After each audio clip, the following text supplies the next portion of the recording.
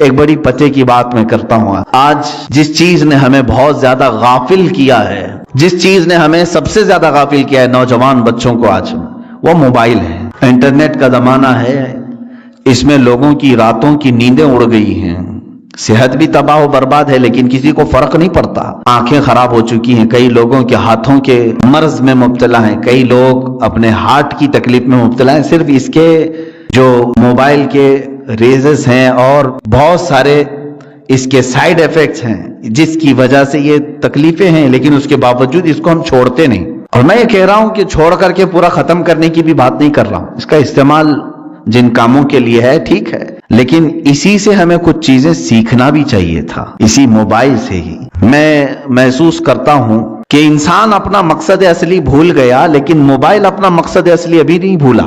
Mobile کی ایجاد، mobile کی بنیاد کس کام کے لیے رکھی گئی؟ یہ صرف کمیونیکیشن کے لیے ہے نا. موبائل شروع کیا گیا تھا ایک دوسرے سے تعلق قائم کرنے کے لیے. آپ یہاں بیٹھے فلاں جگہ آپ کے رشتہ دار ہیں، آپ کو کال کرنی ہے، ان سے بات کرنی ہے، آپ نے ملایا نمبر، بات کر لی. شروع میں جو موبائل آیا تھا اتنے ہی کام کے لیے تھا نا.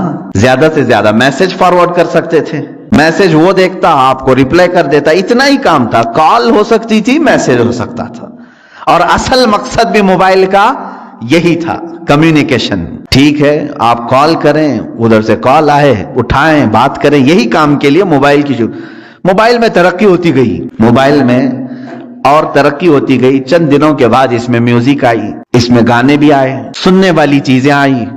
چند دنوں کے بعد اور ترقی ہوئی کہ اس میں فوٹو لیا جا سکتا تھا، وہ بھی چھوٹی سائز کا، فوٹو کی حد تک چلتا رہا. اس کے بعد پھر ویڈیو آئی اس کے اندر، فوٹو ویڈیو گیلری تک تو ٹھیک تھا. اس کے بعد اب اس میں ہی انٹرنیٹ کی پوری دنیا ڈال دی گئی. اب اس میں ویب سائٹ بھی کھلنے لگی.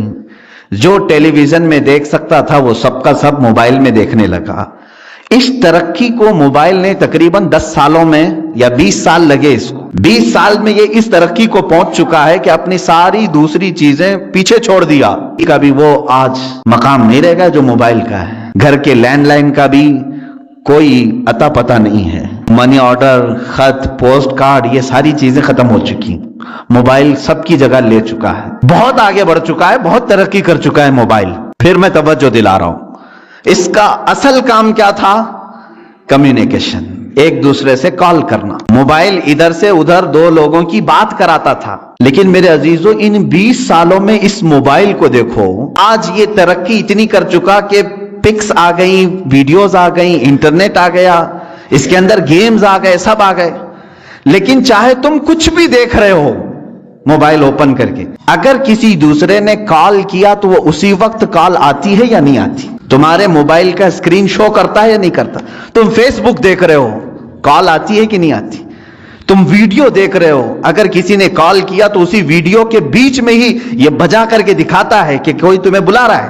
گیم کھیل رہے ہو تم، اندر چاہے جتنے فولڈر کے اندر چلے جاؤ، لیکن اگر کسی نے کال کیا تو وہ گیم وہاں رک جاتی ہے اور کال بجنے لگتی ہے. اس کا مطلب یہ ہے کہ جس کام کے لیے یہ شروع ہوا تھا وہ آج تک اپنا مقصد نہیں بھولا. آج تک اس کی ترقی بہت ہو چکی ہے، اس میں بہت ساری ترقیاں آ گئی، انٹرنیٹ کی پوری دنیا آ گئی. لیکن وہ کمیونیکیشن کے لیے جو شروع کیا گیا تھا وہ آج بھی کر رہا ہے کام.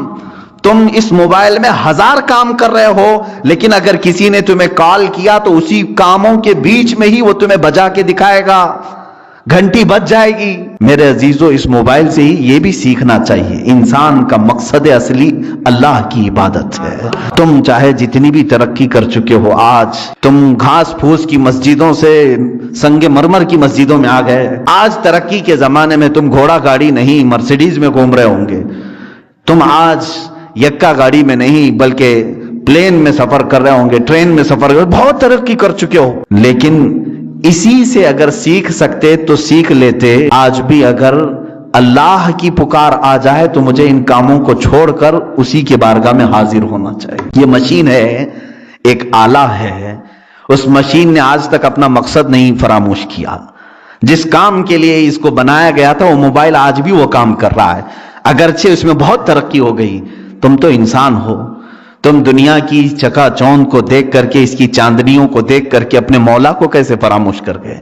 आज जब हम बात करते हैं तो लोग ये कहते हैं वो पहले का जमाना था, उन्हें काम काज नहीं था, गाड़ी घोड़े कुछ नहीं थे, इसलिए वो अल्लाह करते थे। मेरे अजीजों, तब तो तुफ है, लानत है, इस मशीन से भी ज्यादा गए गुजरे हो। हाँ, वो अहलुल्लाह थे, उनके जमाने के तकाजे थे, उसके बावजूद वो रब ताला की पुकार होती तो जरूर हाजिर होते, इसलिए कि उन्हें मालूम था हमारा मकसद ही दुनिया में आने का ये है, चाहे मैं तरक्की करके आसमान पर भी पहुंच जाऊं, चाहे मैं तरक्की करके चांद तक भी पहुंच जाऊं, लेकिन मेरा जो मकसद है दुनिया में आने का, वो मेरे मौला के हुजूर हाजिर होना है जब वो मुझे पुकारे।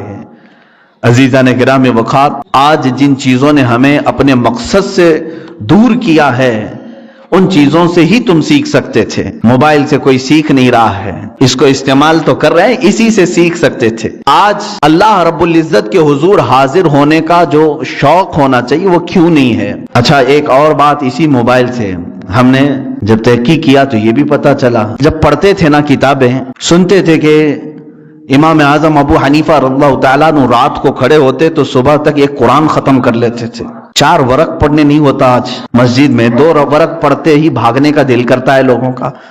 30 पारे एक रात में कैसे होते थे, कैसे वो पढ़ जाते थे, एक रात में कैसे पूरा खत्म कुरान होता था। बल्कि आज भी मौजूद है जो लोग कसरत से कुरान पढ़ते हैं, यकीनन उन्हें कोई तो मजा मिलता होगा तभी तो पढ़ते होंगे। लेकिन जब हम किताबों में ये और बुजुर्गों के बारे में पढ़ते थे, हजरत इमाम मालिक रज़ियल्लाहु ताला अन्हु के मुतालिक भी है, एक बुजुर्ग के मुतालिक, मैं नाम जहन में नहीं है, फरमाते हैं कि वो कभी कभार ऐसा होता कि घोड़ा हाजिर कर दिया जाता सफर के लिए, घोड़े पर पैर उठाते अभी रखने के लिए, और दूसरा पैर उठाने से पहले तक वो पूरा खत्म कुरान कर जाते थे। कितनी देर लगती होगी। हाँ, यह और बात है कि उन अहलुल्लाह के लिए अल्लाह ताला जमाने को घेर देता, उनके लिए कुरान पाक को इस कदर तेजी से पढ़ना या उसमें मौ हो जाना, मशगूल हो जाना, ये कैसा होता था ये समझ में नहीं आता था। लेकिन अब समझ में आने लगा जब लोगों को, नौजवानों को घंटों मोबाइल में डूबे हुए हम देखते हैं। आखिर है क्या इसके अंदर। रात को लेकर के बैठा है तो सुबह के 4 बजने लग गए, उसको वक्त का एहसास ही नहीं हुआ। फिल्मों को देख रहे हैं या फिर वीडियो गेम्स, इन तमाम चीजों में जब नौजवान बैठे रहते हैं तो इनको वक्त का ख्याल ही नहीं रहता। हूबहू इसलिए कि तुम उसको दिल दे बैठे हो, इन गेम्स को दिल दे बैठे हो, इसलिए तुम्हें वक्त का एहसास नहीं हो रहा। ये दिल अगर कुरान को दिया होता तो कुरान के पढ़ने का भी तुम्हें कभी उकताहट और मलाल आ ही नहीं सकता। बुजुर्ग से सवाल किया गया, उन्होंने फरमाया, सवाल भी बड़ा अच्छा है, उन्होंने कहा कि कभी ऐसा होता है फिल्म देखने के लिए बैठे 3 घंटे आराम से बैठ जाते हैं, 4 घंटे क्रिकेट देखने के लिए बैठ जाते हैं, कभी कुछ भी नहीं होता, सुकून से बैठ जाते हैं। मस्जिद में पायती बदलते रहते हैं इधर से उधर, अगर थोड़ी देर हम बंद करें तो लोगों की बेकरारी शुरू हो जाएगी, उधर जाना है उधर आना है, थोड़ी हल्की आवाज आए कि सब उधर तरफ तवज्जो कर लेंगे। ये क्या मसला है, इधर सुकून से बैठता नहीं है और उधर आराम से बैठा रहता है, वहां घंटों गुजर जाते हैं, क्यों ऐसा है। तवज्जो चाहता हूं मेरे अजीज। उस बुजुर्ग ने फरमाया, ये अल्लाह तबारक व तआला के बनाए हुए निजाम है मेरे अजीज, क्योंकि हदीस पाक में मेरे आका सल्लल्लाहु अलैहि वसल्लम ने फरमाया 2 रास्ते हैं यहाँ दुनिया में। बहुत खूबसूरत रास्ता है, एक बहुत खूबसूरत रास्ता है वो जहन्नम का है, दोज़ख का है, और एक बहुत ही खुरदरा रास्ता है, ओबड़ खाबड़ रास्ता है, वो जन्नत का है। शौक तो नहीं हो रहे हैं, मैं उल्टा बोल गया हूं, हकीकत है। दोज़ख का रास्ता दुनिया में खूबसूरत बनाया गया है, लेकिन मंजिल खतरनाक है, और जन्नत का रास्ता कांटों भरा है, ओबड़ खाबड़ है, लेकिन मंजिल बहुत खूबसूरत है। ये अल्लाह के नबी सल्लल्लाहु अलैहि वसल्लम ने फरमाया। उस बुजुर्ग ने उसके सवाल का जवाब दिया, मियां बात यह है, अगर तुझे कांटों पर बिठाया जाए तो कितनी देर तक तू बैठेगा, पालती इधर से उधर पायती बदलता ही रहेगा, उधर छुपा तो उधर उठा। ये बेकरारी कांटों पर बैठने की वजह से है। और जहन्नम के रास्ते पर जो बैठा है 4 घंटे 5 घंटे वो सुकून से ही बैठेगा, इसलिए कि दुनिया में उसके लिए सुकून, बज़ाहिर सुकून नजर आएगा। तो बागीचे में बैठा है जैसे जिस तरह से, तो दोज़ख के रास्ते पर दुनिया में जो बैठा हुआ है वो अपने पूरे घंटे खर्च करेगा, उसे वहां इत्मीनान की तरह लगेगा। जन्नत का रास्ता अगरचे कांटों भरा है लेकिन मंजिल बहुत खूबसूरत है। मेरे अजीजों, इस बात को समझ करके चलो, आज थोड़ा बहुत स्ट्रगल करना होगा तब तुम्हें कल्ब का सुकून मिलेगा। और अगर आप गुनाहों में اپنے دل کی لذت اور سکون چاہتے ہیں تو یہ کیسا سکون ملے گا جانتے ہیں آپ؟ کھجلی والا سکون. گناہوں کی لذت سے جو سکون ملتا ہے وہ کھجلی والا سکون. میں اکثر کہا کرتا ہوں کھجانے کے وقت اچھا لگتا ہے, جب کھجلی ہو تو دل کرتا ہے, من کرتا ہے کہ کھجاؤں اس کو, کھجاؤ. لیکن جب چھوڑ دیتے ہو اس کے بعد جلن شروع ہوتی ہے, زخم شروع ہو جاتے ہیں. تو یہ کھجلی والا سکون کب؟ جب تک کھجاتے رہتے ہیں تبھی تک.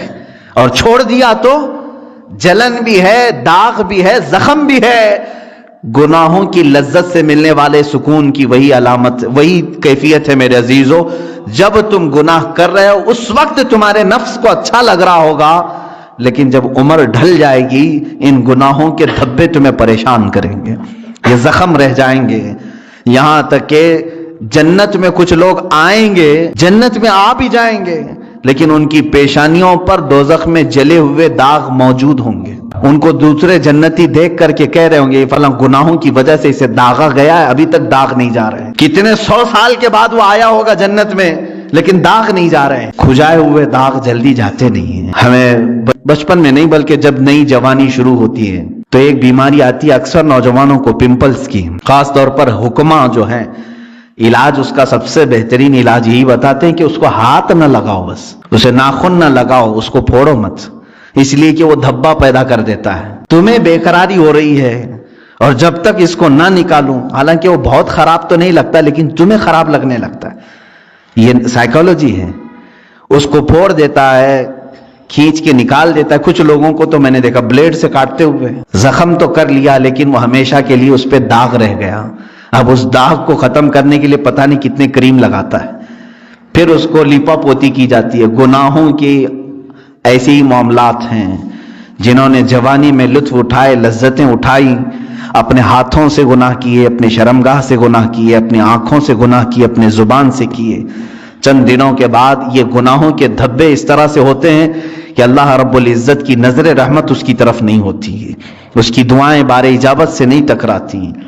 یہ تمام معاملات اس کے اپنے کیے ہوئے ہوتے ہیں. اسی لیے قرآن کہتا ہے ما اصابکم من مصیبت فبما کسبت ایدیکم, جو کچھ بھی مصیبتیں تم پر آتی ہیں یہ تمہارے اپنے ہاتھوں کی کمائی ہے, تم نے اپنے ہاتھوں سے کیا ہے.